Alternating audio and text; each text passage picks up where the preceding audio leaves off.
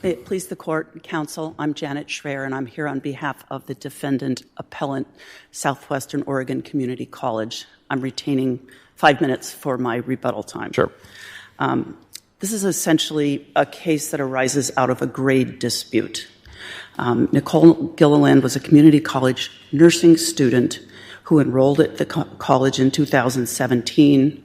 She embarked on a campaign to dispute a zero grade based on plagiarism and the reduction of a grade based on a late submitted paper. The college refused to give in to her request to change the grade after quite a bit of work on internally holding hearings, interviewing students, looking at other assignments and things like that. But when the grade did not get changed, Gililland ended up failing a class in the spring of 2018, and as a result of that, she left. She lawyered up that summer, and she ended up bringing this claim in 2019. She went to trial. So we have to take the facts in her favor at this point, don't we? Like, the jury found in her favor. So, like, when you say she left instead of she was kicked out, that seems sort of...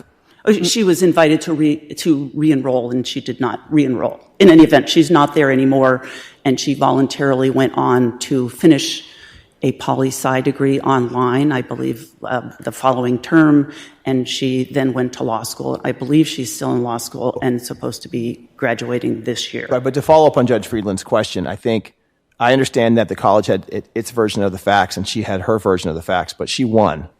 So I think for you to prevail here, you've got to show us what the error was, not retell the story, but what was the error that requires us to throw out a jury verdict, that's a big ask. I'm not saying it's impossible, but that's a big ask. I think we should focus your time on what was the legal error that requires us to throw out the jury verdict.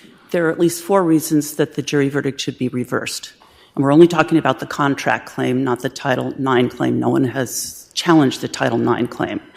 But Gililland had no right to recover in contract under Oregon contract law in the first instance. Secondly, the jury's finding of no discrimination, harassment, or retaliation on the Title IX claim cannot be reconciled with its finding that there was a breach of the contract which was related to an investigation of discrimination. So if there's no discrimination, investigation of discrimination, whether done or not, could not have led to anything that would be helpful to her because there was no discrimination to be found on investigation or remedied. The other two... So that assumes that the Title IX definition would be the same as the discrimination under this policy, right? It doesn't have to be the same. And in this case, if you look at the jury instructions that the jury was given, the Title IX claim definition was broader than that of the discrimination investigation or internal policy. But doesn't that mean the jury would have had to find more things to find the Title IX violation? And so they didn't, but they still could find discrimination under the policy? No. The fact that the finding that there was nothing under Title IX, even with the broadest possible definition, when they said no, there was no discrimination, there was nothing left under the narrower definition of discrimination under the policy that the college had that was left to be found. There was nothing different. And you'll see from all the instructions the way this was argued, there was never a distinction made before the jury about the kinds of things that would fall within the contract and would fall in turn under Title IX. And plaintiffs' counsel admitted they're essentially one and the same. They're on all fours. Well, for example, under Title IX, doesn't an appropriate person need to have knowledge of the harassment? And I'm not sure that's one of the criteria for just general discrimination under the policy.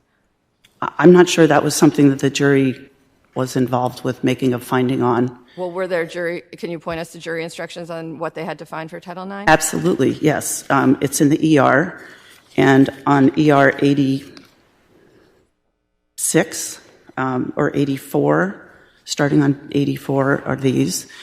Protected activity within the context of Title IX includes complaints about gender-based institutional bias or discrimination, or complaints to any administrator about professors' unequal treatment, sexual harassment of students on account of students' gender. Causal link, which is important to our case that there's no causal link, but causal link under Title IX is within the context construed so broadly. I'm reading from the instruction on page ER 84.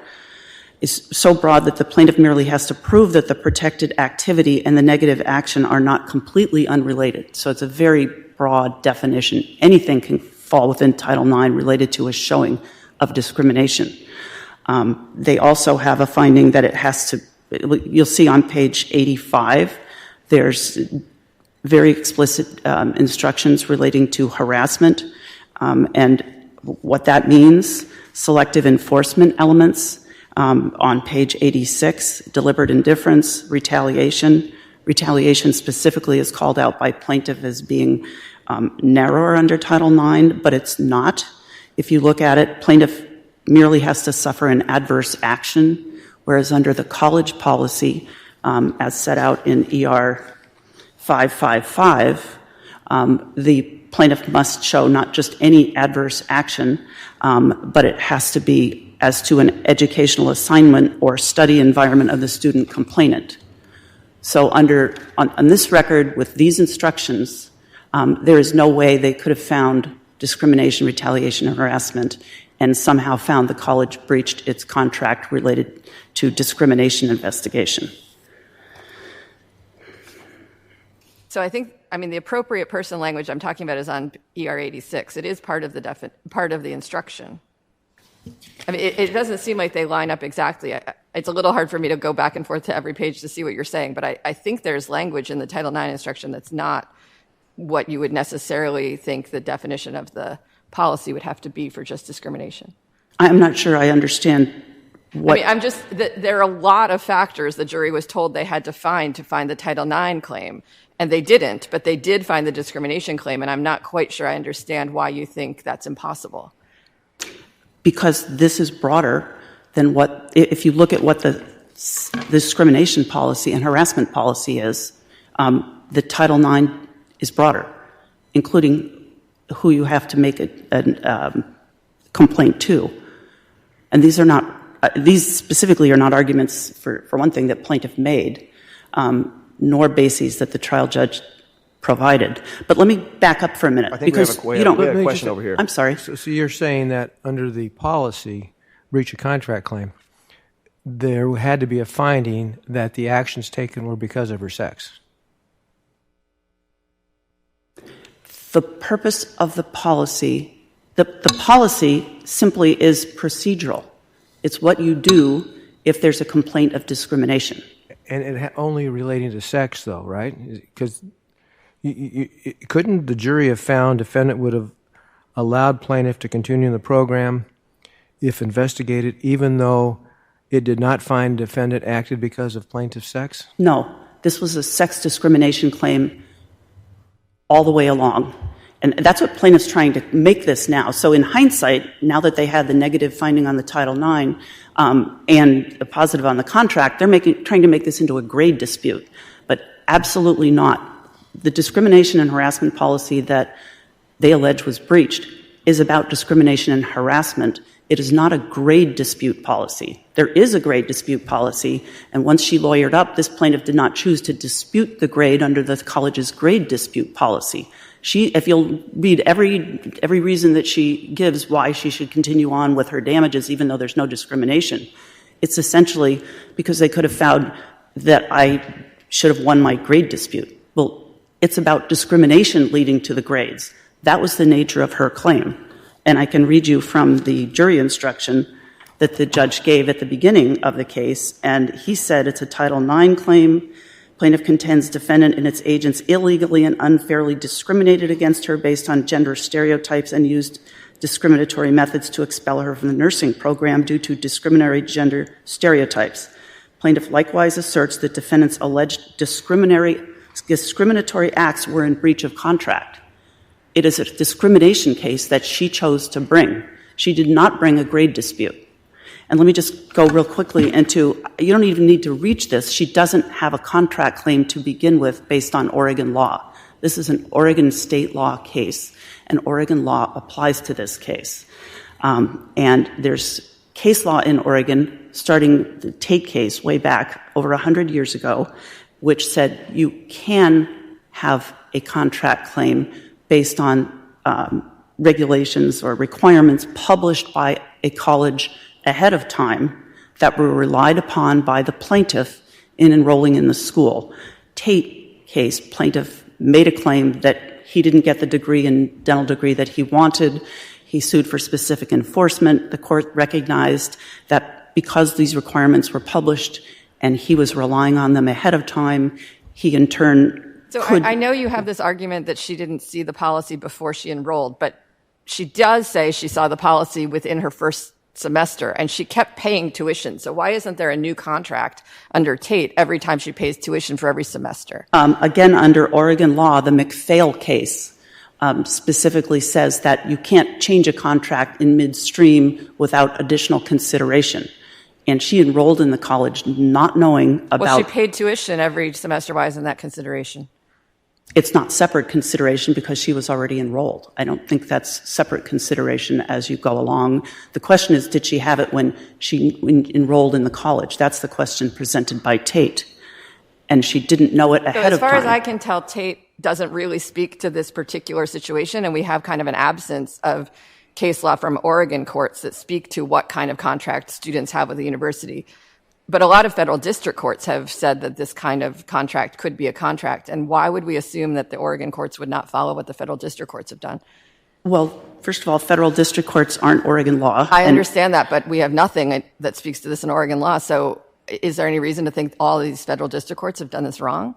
Well, yes, because they don't follow Oregon law. And the weaker case is a recent Oregon case about whether you can have an implied in fact contract when the patient did not know about the policies of the medical clinic ahead of time, and he tried to sue on a failure to follow their policy, how to discharge him. And the court said, no, that's not an implied contract where there's no evidence that he knew about it before he went to the clinic. And it doesn't matter that he knew about it later, and he continued to seek medical care there, and I presume he paid for it. That would be consideration. But I think the weaker case that is cited in our materials clearly addresses this issue on most recent Oregon contract law. So I don't believe you get past there is no contract to enforce. And again, even if there is, with a finding of no discrimination here, it simply didn't, there was just nothing to investigate to have been found, which in turn would have led to this damages. I think I'm well into my... Do you want to reserve? Excuse me? Do you want to reserve your time? Yes. Okay, I very well. definitely do.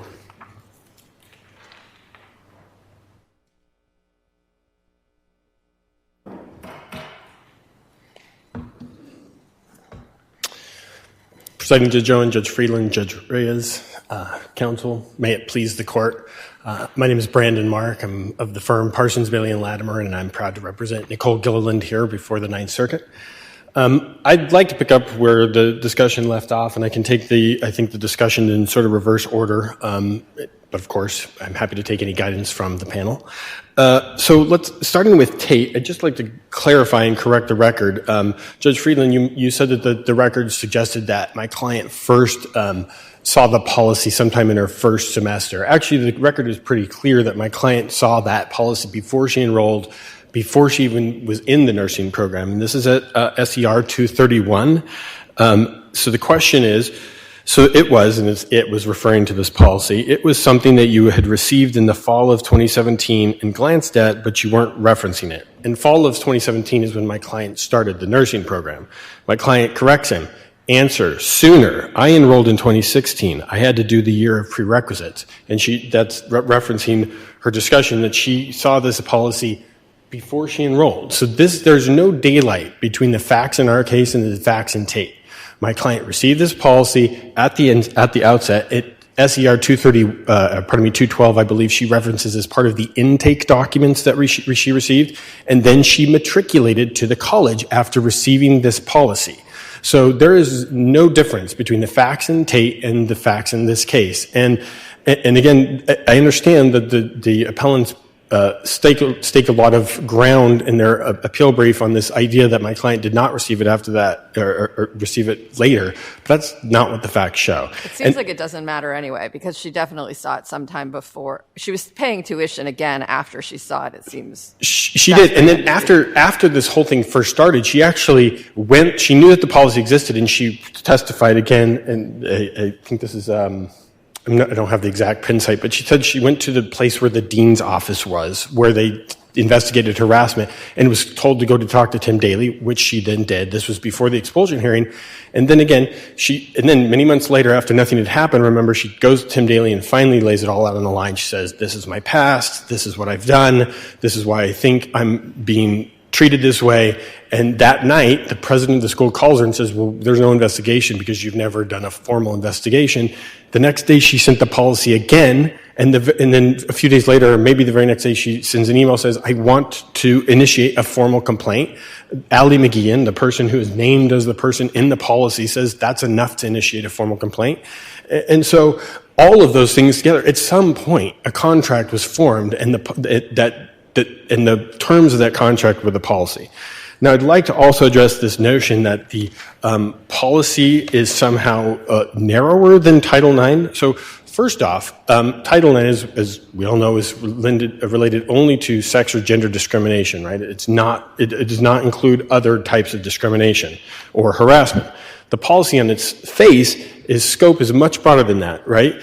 It says that the college, corrective action will be taken by the college to stop any form of discrimination or harassment. That's, I believe, in the third sentence of the policy.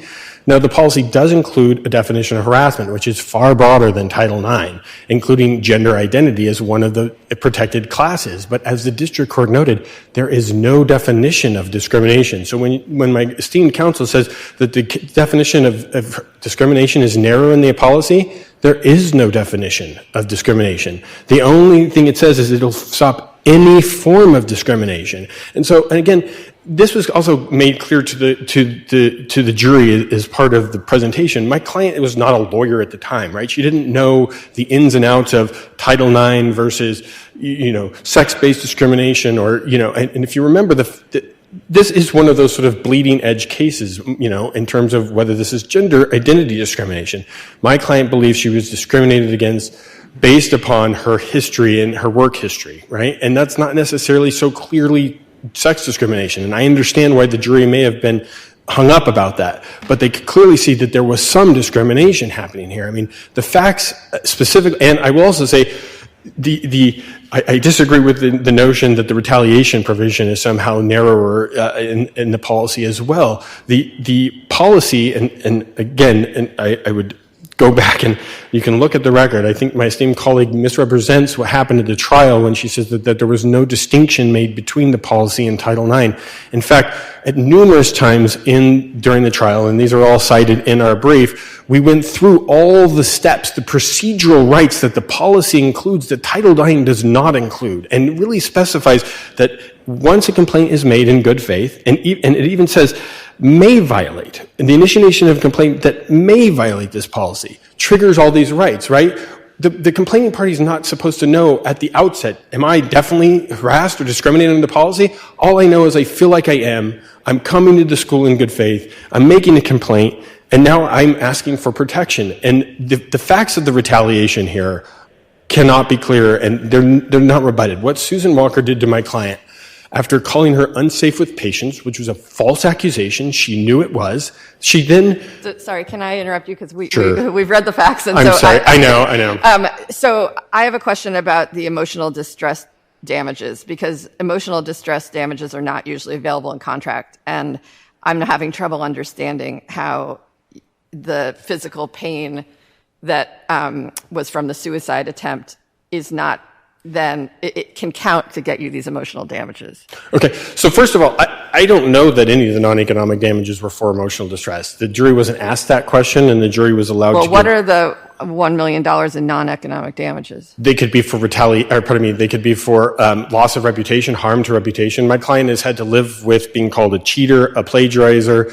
She had to first explain all these to another undergraduate school that let her in. She said to explain it seems, though, that in the trial and in the in the district court that everyone was assuming that these were emotional distress damages because there was the discussion about bodily harm, which only would have mattered if it was emotional distress. So it seems like you've shifted gears, as far as I can tell. I don't think that's fair. I mean, I will say that I probably missed something in the JNOV briefing, but when you go back and look at the record, I mean, the evidence that we presented about her harmed her reputation, I mean, it's a lot. And in fact, I had to just write her a letter the other day it's going to go to the Massachusetts bar to explain all of this yet again. She relives this over and over again. I think the other component was loss of life activities that have nothing to do with work. She's had to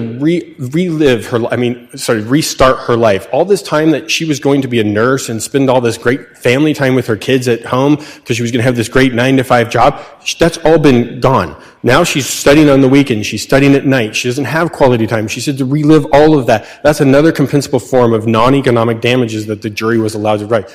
I will agree with you that the last paragraph of that instruction was misplaced. It really should have gone under the subsection 1 of that instruction. But I think the jury was smart enough to understand that we didn't have to prove physical injury first to prove to award reputational harm or harm for loss activities. But leaving that all aside, the case law and the facts, again, and that's I reemphasize that the standard here is whether the substantial evidence supports the jury's findings of whether or not what happened here could have caused my client to attempt to take her own life. And it is regrettable, but the case law, and we cited numerous cases, and even though the appellant suggested those were all Title IX cases, they were not. They were across the spectrum: Title IX, Title VII, 1981, negligence actions, Iowa civil rights case actions. In all those cases, the courts have recognized in their approximate cause scenario when and again, what is the object of this contract? The very object of a contract is to protect a party from psychic harm, right? I mean, at its core, yes, maybe there's also some additional things that happen that, like grades that are changed that have to be corrected. But at its core, what is a discrimination a contract to protect somebody from discrimination about? It's protecting their emotional and psychological well-being. And so that was the very object of the contract. You also have economic damages, though, so you have a large chunk of money that's not psychological well-being. It's losing the tuition and paying the law school tuition and all these other things. So, right. I mean, I don't think you want to say it's only economic. It's only emotional, because then you're going to lose those. So I'm not I'm not sure what you're saying. Well, I think that's the object of it. But I mean, obviously, in our estimation, if the procedural rights had been, I mean, think about all the things that they could have found if they'd just done one investigation. And I will say, my esteemed colleague said that they interviewed students there. They didn't interview anybody. Right? Jeff Whitey testified. He was the person who's named in the policy. The vice president of instruction admitted that not a single person was interviewed. Not even my client was interviewed. I mean, and so we believe that, in fact, if the procedural rights had actually been acted upon, that something would have been discovered, including Susan Walker's changing of my client's grade after the fact without any basis. I mean, she just surreptitiously changes the grade behind the fact. And so, and if that had been done, then an investigation had actually been done, we believe that these things would have been discovered. And again, this is like a loss of chance. I mean, obviously, we don't know for sure. Let me interrupt you. I apologize. Sorry. Would that have breached the provisions of the policy? What have? What you're describing as having been done, changing the grades and secretively doing things like that? Well, we believe, does that explicitly violate the policy? Yeah. No, what violates the policy is the fact that they didn't ever interview anybody about that or look at any of the records about it or in fact, they never did anything about it. The last set of communications was my client saying, will you look into this? And they never got back to her because she was ineligible for readmission. That's SER 809. This is not a question of whether she could have gotten back in or not. She was, in Susan Walker's own words, ineligible for readmission because of the 2 Fs. That second F that Susan Walker gave her behind the scenes, that she asked somebody to investigate, which they never did, that was the straw that broke the back. That was the reason why she could no longer continue in the program. Let me ask you, counsel. So this is just hypothetically. Let's say I agree with you on the contract claim, but on the non-economic damages, if I'm concerned that maybe there were some things in the mix, maybe some of the non-economic damages are okay for the reasons you said, but let's say I'm concerned that maybe there was some emotional distress that shouldn't have been in the mix.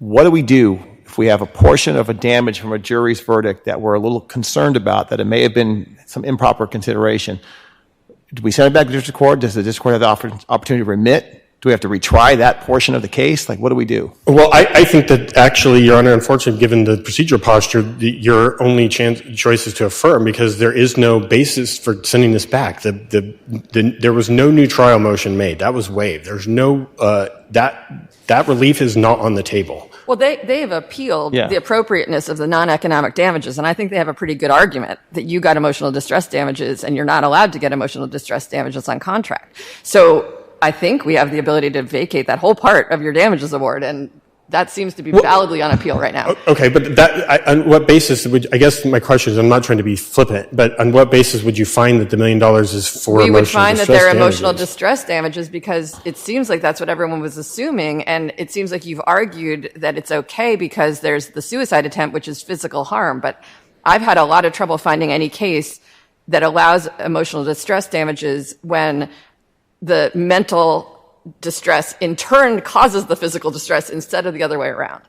Right, and I think that's why the case law in Oregon, if you look at the Keltner case and all of the case it talks about, they don't talk about causation, and I think you need to be very clear about looking at the case law. It talks about a mental or emotional harm that is attendant to physical harm. It talks about it being a concomitant with the physical harm. It does not talk about the physical harm. Any case that has it in this causal order, because all the other ones are like the doctor breached the contract and so therefore the person had a medical problem and then they had emotional distress. I mean, the contract and the physical harm are very tied, and that's not true in your way of getting to these damages. But there's also, but that's, the case law does not suggest, the Oregon case law does not suggest that the causation has to go that direction, or that it could not be both, right? That you have emotional harm that leads somebody to have physical injury, and then it leads to more emotional harm. And I don't know that any of this is for emotional harm. I mean, some of it could have just been for the physical injury and for the reputational harm and for the loss of life activities. I have no basis for knowing that any of this was for emotional. Let's get back to my question. So let's say we are concerned, and you may not agree with it, but let's say we are concerned that some of the damages may have been based on conduct that we don't think is allowable for this type of damage. Okay. What do we do in that situation? What should we do? I know you want us to affirm.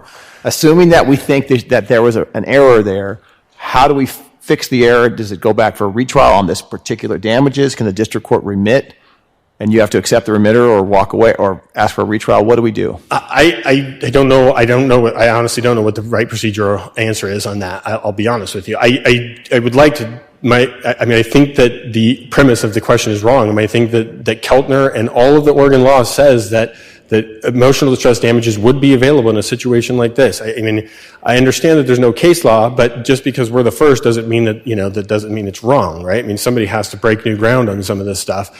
And I mean, I think if you look at the facts, again, the only evidence, and the Ninth Circuit this court has affirmed before on unrebutted expert evidence of causation on this question. And so the only evidence on this was that this caused emotional harm, and it caused her suicide attempt, right? I mean, there's no unrebutted evidence, or there's no contrary evidence on this point. Sure. Where in the record do we find that this damage for the non-economic damages could be something other than emotional distress? All the evidence that we've cited in the record about the reputational harm, all the things that she's was said that before. Part of the instruction that reputational harm would be a non-economic damage? Yes. Well, let me ask you this. Isn't reputational harm an economic damage? No, it's a non-economic damage in Oregon. It's specifically defined by statute as non-economic damage. Okay. As is any loss of life activities that don't relate to gainful employment. That's also considered non-economic damages.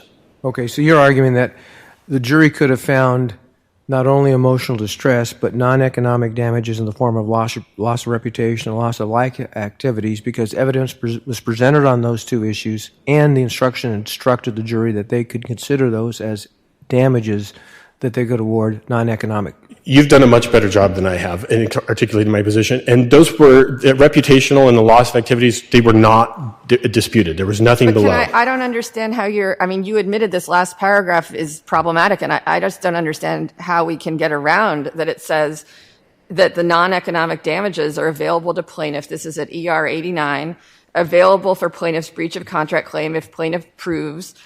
And then the second thing is causes bodily harm. And then the third thing is the contract. So the defendant had reason to know when the contract was made that the breach of contract would cause mental suffering for reasons other than mere pecuniary loss. Yeah, and so that should have said, and I will admit that when that back to the jury, I was like, that should have said emotional distress, non-economic damages, because those elements come directly from coffee, which comes from the restatement. The wanton recklessness, that's only for emotional distress. That doesn't apply to any of the other categories of non-economic damages. And I will admit, it could have been written better. But when you think about the error, that actually made it harder because the jury's thinking that I have to prove all those things, or may have thought I had to prove all those things for the other categories. So the error, if there is any, actually made my job more difficult because it also put me under a wanton or recklessness standard with regard to the other non-economic damages. But to be fair, that last paragraph should have only applied to the emotional distress damages. It's straight out of the coffee case.